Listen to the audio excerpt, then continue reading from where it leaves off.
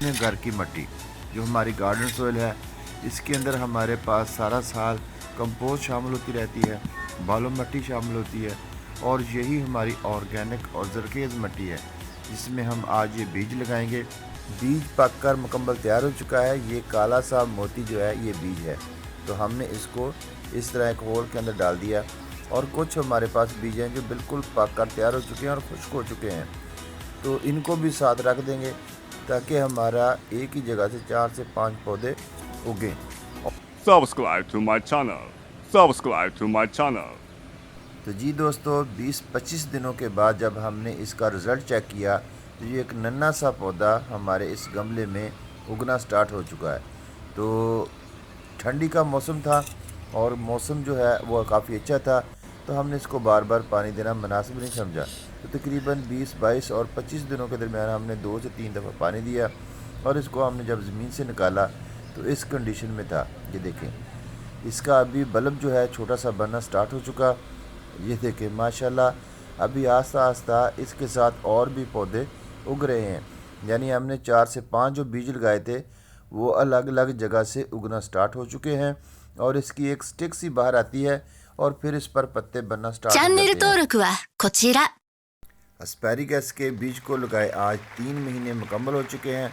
माशाल्लाह हमारे इस छोटे से गमले में पौधे की ग्रोथ बहुत अच्छी है और देखें हमने पानी भी इसको बहुत कम दिया। इसकी जड़ों के नीचे बल्ब बनना स्टार्ट हो जाते हैं जो कि एक पानी का ज़ख़ीरा होता है, स्टोरेज होता है, तो इसे पानी की इतनी ज़्यादा ज़रूरत नहीं होती। ये सदाबहार पौधा है और इसके सब्ज़ पत्ते जो हैं वो गार्डन में बहुत ज़्यादा खूबसूरती पैदा करते हैं। तो आज हम इसकी गुड़ाई हल्की सी करेंगे और इसमें जो एक्स्ट्रा जड़ी बूटियाँ वो निकाल देंगे। मुसलसल पानी देने से सब्ज़ रंग की जो काई होती है वो इसके ऊपर जमना स्टार्ट हो चुकी। जो हम खादे वगैरह देते हैं उसकी वजह से भी ऐसा हो सकता है। तो हल्की सी हम इसके गुड़ाई करेंगे और ये पौधा आप भी आप अपने गार्डन में लगा सकते हैं। इसका बीज आसानी से आप किसी भी पार्किंग एरिया से या किसी अपने दोस्त के घर से ले सकते हैं, क्योंकि नवंबर दिसंबर के महीने में इस पर बीज बनना स्टार्ट हो जाते हैं और दिसंबर तक इसके बीज मुकम्मल हो जाते हैं।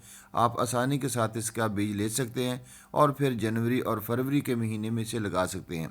कोशिश करें कि इस साल जो जनवरी का महीना है इसमें जिन इलाकों में गर्मी स्टार्ट हो चुकी है तो वो इन पौधों को लगाना स्टार्ट कर दे। तो साल भर इसे किसी भी पेस्टिसाइड जहर की ज़रूरत नहीं होती, यानी स्प्रे की ज़रूरत नहीं होती। यह है बहुत ही ज़बरदस्त और अमेजिंग लुक देने वाला पौधा है। पानी भी बहुत कम होता है। जो नए लोग हैं जिन्हें गार्डन का शौक़ है और वो इतना टाइम नहीं होता कि वो पौधों को बार बार पानी दें, तो ये पौधा उनके लिए आइडियल है। इस पौधे की सबसे बड़ी बात खुसूसियत ये है कि इसको हम बार बार रिपोर्ट कर सकते हैं, क्योंकि इसके अंदर बल्ब्स होते हैं, रूट इसकी बहुत ज़्यादा होती हैं, तो हम इसको एक गमले से दूसरे गमले में शिफ्ट कर सकते हैं और इनके जो बल्ब होते हैं उनको अलग भी कर सकते हैं। तो ये देखें, मेरे पास ये जो पौधा है तकरीबन 1 साल से ज़्यादा उम्र का पौधा है। इस पर फूल बनना स्टार्ट हो चुके हैं जो कि अक्टूबर के महीने में स्टार्ट होते हैं और इसकी हल्की हल्की खुशबू बहुत प्यारी होती है। ये देखें, तो मैंने बीज से जो पौधा उगाया था माशाल्लाह ये काफ़ी बड़ा हो चुका है और पूरा साल इस पर इसी तरह ग्रीन पत्ते रहते हैं। तो अगर आप चाहें तो इस पर गर्मियों के सीज़न में बार बार स्प्रे कर सकते हैं हल्के पानी की, क्योंकि पानी के अंदर कोई भी किस्म के जो इस पर मट्टी धूल होती हैं वो जड़ जाती है और इसके ग्रीन पत्ते जो हैं वो बहुत खूबसूरत नज़र आते हैं। तो मेरा मशवरा तो आप लोगों को यही है कि अगर आप अपने गार्डन में एस्पैरिगस का पौधा अभी तक नहीं लगाया तो उसको ज़रूर लगाएं। ये आइडियल महीना है जनवरी और फरवरी का। इस महीने में आप इस पौधे के सीड को लगा सकते हैं। ये मेरे पास परचूला प्लांट का एक गमला था, जैसे ही गर्मी स्टार्ट हुई इस पर भी फूल खिलना स्टार्ट हो चुका है। तो जी दोस्तों, कैसी लगी आज की हमारी वीडियो?